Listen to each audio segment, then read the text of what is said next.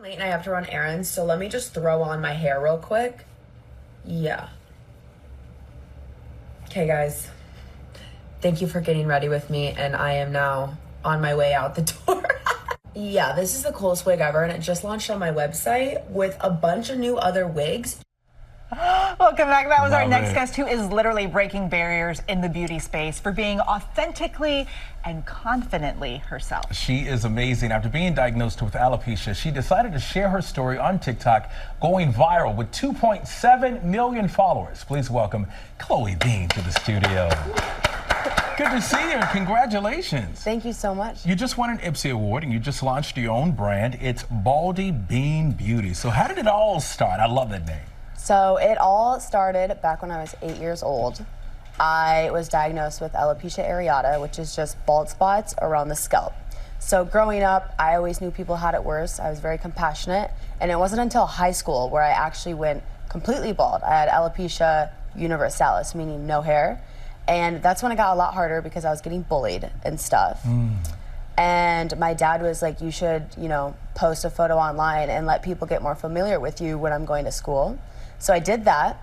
I'd post little snippets here and there, and I'd still get bullied. But it wasn't until the second time I went bald that I was like, you know what?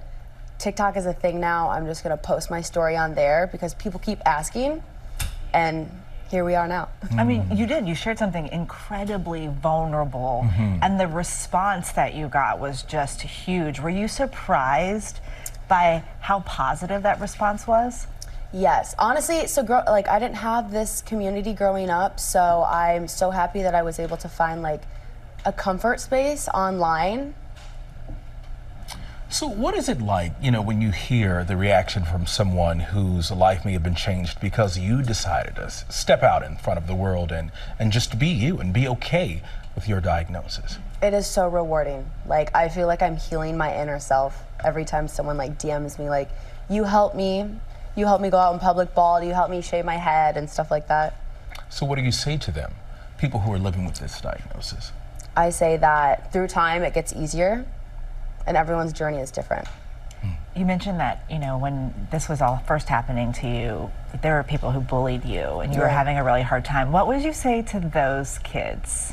I almost went homeschooled because of that, actually. But I would say that I think you need to look beyond appearance to really find what matters, because it's not about that at all.